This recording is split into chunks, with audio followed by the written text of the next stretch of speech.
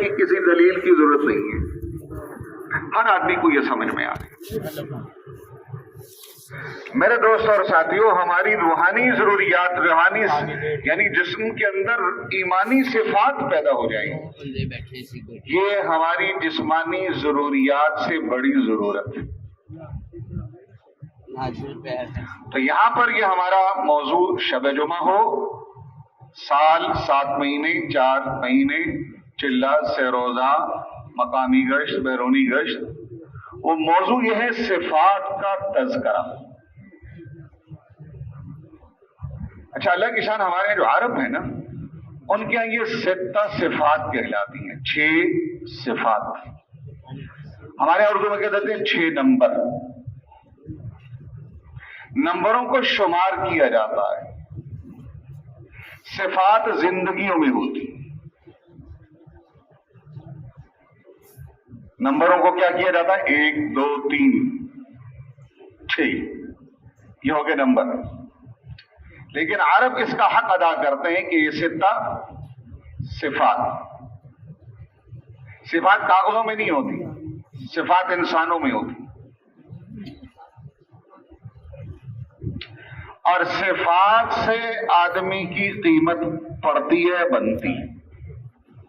صفات سے آدمی کی قیمت بنتی اور بڑھتی ہے۔ حضرت جی رحمت اللہ علیہ فرمایا کرتے تھے کہ انسانوں کی قیمت نہیں، چیزوں کی قیمت، انسان تو انسان ہے، چیزوں کی قیمت بھی صفات کی وجہ سے ہوتی ہے۔ اور یہ کوئی بتانے کی چیز نہیں ہے، سمجھانے کی چیز نہیں ہے، یہ کوئی بیان کی چیز نہیں ہے کہ چیزوں کی قیمت کس کے ساتھ ہوتی ہے؟ صفات کے ساتھ۔ جوتا ہے، کپڑا ہے، کھانا ہے، پینا ہے، سواری ہے، کوئی بھی چیز، اس میں جیسے جیسے صفات بڑھتی چلی جاتی ہیں تو اس چیز کی قیمت کیا ہوتی ہے؟ بڑھتی چلی جاتی ہے۔ تو حضرت جی رحمت اللہ علیہ فرمایا کرتے تھے کہ انسان تو انسان ہے، صفات، چیزوں کی جو قیمت پڑتی ہے وہ کس سے پڑتی ہے؟ صفات کے ساتھ۔ صورتوں سے توجہ ہوتی ہے، دیکھنے میں بعضوں کا چیزیں اچھی لگتی ہیں، بہت اچھے پھل، امرود، آڑو، اندر کیڑے پڑے ہوئے ہیں۔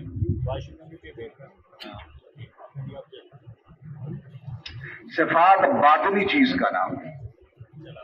ظاہری طور پر اگر کوئی آدمی کسی شکل صورت میں چلتا ہے، کوئی ظاہری شکل و صورت اختیار کرتا ہے، تو اللہ تبارک و تعالی صفات کو دیکھتے ہیں، صورتوں کو، شکلوں کو نہیں دیکھتے۔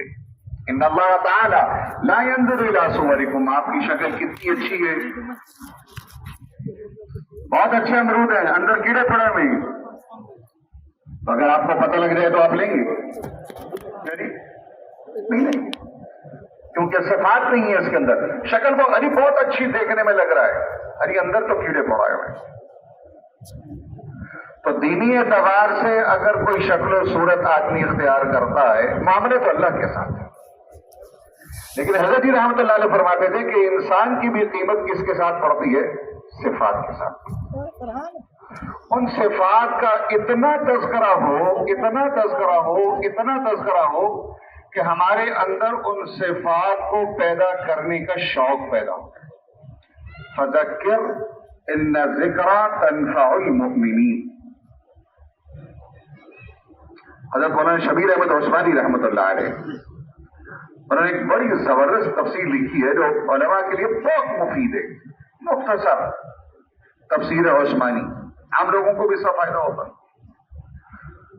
اس آیت کی تفسیر میں حضرت نے لکھا ہے کہ مراد مطلب یہ ہے کہ یاد دہانی کا فائدہ تو ایمان والوں کو ہی ہوتا ہے۔ تو ہم یہاں پر یا ہمارا کوئی بھی موضوع جو بیان کا ہوتا ہے وہ کیا ہے کہ صفات ہمارے اندر، دل میں، ہمارے جسم میں، ہماری زبان میں، جو زبان سے متعلق ہے وہ زبان، جو دل سے متعلق ہے وہ دل، اور ہمارے جسم سے نکلنے والا ہر عمل وہ صفات کی بنیاد پر، اور دل اس پر جم جائے، دل اس پہ کھل جائے، جس میں بشاشت قلبی۔ پہلا مرحلہ کیا ہوتا ہے کہ دل جم جائے، اس میں دل میں وہ بات سمجھ میں آ جائے۔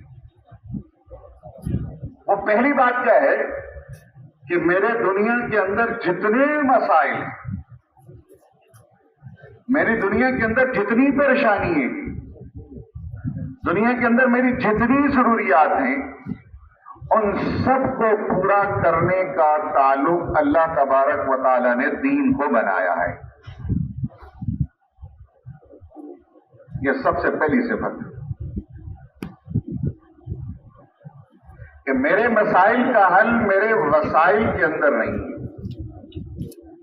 میرے مسائل کا حل میرے وسائل میں نہیں۔ جب آدمی کی عقل ٹھیک ہوتی ہے، دل ٹھیک ہوتا ہے، تو پھر اللہ تبارک و تعالیٰ اس کو یہ بات سمجھاتے ہیں کہ میرے مسائل کا حل وہ وسائل میں نہیں ہے۔ اور اگر یہ بات سمجھ میں نہ آئے کہ مسائل کا حل دین میں ہے، یہ بات سمجھ میں نہیں آئی، تو پھر آدمی مسائل اور وسائل کی ایک نہ ختم ہونے والی دوڑ میں ایسا لگتا ہے جیسے روایات کے اندر آتا ہے نا کہ ایک آدمی ایسا ہوتا ہے کہ وہ کھاتا ہے اور پیٹ نہیں بھرتا اس کا۔ حدیث کے اندر آیا ہے کہ بھئی ایک وادی ہوتی ہے کہتے جی اور دو جائیں کہتے اور پھر پیٹ نہیں بھرتا۔ وہ سمجھتا ہے کہ میرے مسائل کا سبب وسائل کی کمی ہے، تو جب اس کی عقل اس کو یہ بتاتی ہے کہ وسائل کی کمی ہے تو پھر وہ دوڑ کدھر لگاتا ہے؟ جی وسائل کی طرف، کہ اگر میں یہ وسیلہ اور یہ ذریعہ اور یہ سبب، وہ تجارت ہو، زراعت ہو، صنعت ہو، تجارت ہو، محنت ہو، مزدوری ہو، کوئی ہو، اب اس کا دماغ یہ چل رہا ہے کہ میرے مسائل کا حل میرے وسائل کی کمی کی وجہ اس میں ہے کہ میرے مسائل میرے وسائل کی وجہ سے، وسائل کم ہے اس لیے میرے مسائل۔ اب جو مسائل کو حل کرنے کے لیے لگتا ہے تو اللہ تبارک و تعالیٰ کی طرف سے اتنے مسائل بڑھتے چلے جاتے ہیں۔ وسائل بڑھاتا ہے تو مسائل اور اللہ تبارک و تعالیٰ بڑھا دیتے ہیں۔ وہ اور محنت کرتا ہے، پھر اور وسائل اکٹھے کرتا ہے، پھر اور مسائل بڑھ جاتے ہیں، اور محنت کرتا ہے، اور وسائل بڑھتے ہیں، اور مسائل بڑھتے ہیں، حتیٰ کہ آدمی مر جاتا ہے اور مسئلے چھوڑ کر جاتا ہے، مسئلے حل کر کے نہیں جاتا، کیونکہ اس کا رخ ٹھیک نہیں۔ تو اللہ تبارک و تعالی حضرات انبیاء علیہم الصلاۃ والسلام کو دنیا میں بھیج کر انسانوں کی جو کامیابی کا صحیح راستہ ہے، صحیح رخ ہے، وہ دکھلاتے ہیں کہ دنیا اور آخرت کے اندر مسائل کا حل وہ دین کے اندر ہے۔ اگر کوئی آدمی وہ طالب علم ہے، وہ یونیورسٹی کا طالب علم ہے، کالج میں پڑھتا ہے، وہ بہت بڑا تاجر ہے، وہ ریڑھی ٹھیلا لگاتا ہے، آلو ٹماٹر پیاز بیچتا ہے، اگر قسمت اچھی ہو اور اللہ تبارک و تعالیٰ اس کو یہ بات سمجھا دے کہ میرے مسائل دنیا اور آخرت کے حل ہونے کا ایک راستہ ہے، اور وہ کیا ہے؟ دین۔ دنیا کے مسئلے بھی میرے حل اللہ تبارک و تعالیٰ کریں گے، کیونکہ وہ بڑی قدرت والے ہیں، وہ بڑی طاقت والے ہیں، وہ بڑی شان والے ہیں، وہ چاہتے ہیں تو چٹکیوں میں مسائل کو حل کر دیتے ہیں۔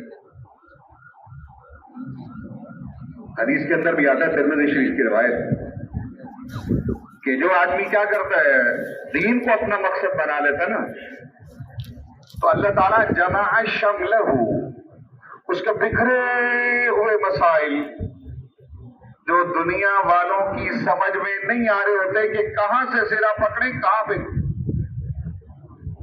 کہاں سے شروع کریں، کہاں پہ ختم کریں، اور دنیا والوں کو 2 + 2 سمجھ میں نہیں آ رہا ہوتا،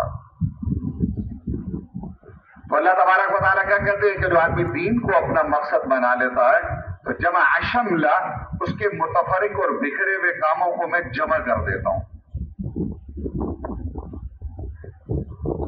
اور ایک روایت کے اندر آتا ہے کہ میں اس املأ میں بھر دیتا ہوں اس کے سینے کو غینن غینا کے ساتھ. اسد بند کر دیتا ہوں فقر اس کا فقر بند کر دیتا ہوں. معاملات سمٹ جاتے آسان ہو جاتے بڑے بڑے مسائل چٹکی بجاتے حل ہو جاتے کیونکہ مسائل کا حل اللہ تبارک و تعالیٰ نے کس کے اندر رکھا ہے؟ اپنے قبضے قدرت کے اندر رکھا ہے. کیونکہ بادشاہ تو وہ ہیں مرضی تو ان کی چلتی ہے. اور یہ بات 1,24,000 یا کموں پہ جتنے بھی انبیاء علیہ السلام آئے وہ آ کر اسی بات کی محنت کرتے تھے. انبیاء کی محنت کا میدان انسانوں کے دل ہوتے کہ کس طرح دلوں کا رخ اور دلوں کا یقین ٹھیک ہو جائے. صحیح یقین کیا ہے کہ اللہ تبارک و تعالی مسائل حل کر دے. ان کو مسائل کے حل کرنے کی مکمل پوری طاقت ہے. وہ مسائل کے حل کرنے میں وسائل کے محتاج نہیں ہیں. وہ حل کرنے پہ آئیں تو بھوکے ننگے کے مسائل حل کر دیں اور مسائل پیدا کرنے پر آئیں تو فرعون کا مسئلہ حل نہیں ہوا, قارون کا مسئلہ حل نہیں ہوا, خدائی کا دعویٰ کرنے والوں کے مسائل حل نہیں ہوئے. انا ربکم الاعلی. یہ مصر میرا ہے, یہ نہریں یہ دیکھو کیسے چلتی ہیں, سارا کچھ میری مرضی سے چل رہا ہے. آدمی کی جب مت ماری جاتی ہے نا, دین پہ نہیں چلنا تو آدمی کی مت ماری جاتی ہے, عقل اس کی ختم ہو جاتی ہے. دعوی کرنا تھا تو رب کا کرنا, رب کا بھی نہیں کیا کرتے میں رب میں بھی بڑا رب. یہ مت ماری جاتی ہے تو پھر آدمی اس قسم کیا کرتے. انا ربکم الاعلی. تو حضرات انبیاء علیہ الصلوۃ والسلام آ کر ایک محنت کرتے ہیں. اس محنت کا نچوڑ کیا ہے وہ میں نے عرض کیا, انبیاء کی محنت کا میدان کھیت, منڈیاں, صنعت, زراعت, صنعت یہ نہیں ہوتا. ان کی محنت کا میدان انسانوں کے دل ہوتے. جب دل کا رخ ٹھیک ہو جاتا ہے کہ میرا مالک اور خالق ایک اکیلے اللہ جل جلالہ کی ذات ہے اور ان کی قدرت, ان کی طاقت, ان کا قبضہ مکمل ہے. جیسے ذرہ ان کی قدرت سے نکلا ہوا نہیں ہے. ما تسقط من ورقة إلا يعلمها ولا حبة في ظلمات الأرض ولا رطب ولا يابس إلا في كتاب مبين. ایک پتا دنیا کے اندر کہاں پر, کیسے, کس رنگ والا, کس ساخت کا, کیا اس کا حجم, وہ گرتا ہے تو اللہ کے علم کے اندر ہوتا. کائنات کے اندر کوئی دانہ زمین کے اندر جاتا ہے یا زمین میں سے کوئی کونپل نکلتی ہے تو اس کے علم کے اندر. ایسی زبردست طاقت والا بادشاہ, مالک بادشاہ, میرا کام وہ بنائے گا. یہ بات ٹھیک ہے کہ اللہ تبارک و تعالیٰ نے دنیا کو دارالاسباب بنایا ہے, اس کا انکار نہیں, لیکن ان اسباب میں قوت, ان اسباب سے کیا ہوگا یہ قبضہ اس کا ہے. اسباب نفع اور نقصان دینے میں اللہ کے امر کے محتاج ہیں. اللہ تبارک و تعالی نفع اور نقصان دینے میں اسباب کا محتاج نہیں ہے. بس اتنی سی بات ہے. اسباب کی نفی نہیں. آپ علیہ الصلوۃ والسلام نے 2 زرہیں پہنی ہیں. ہاتھ پہنا ہوا تھا تو سر زخمی ہوا. آپ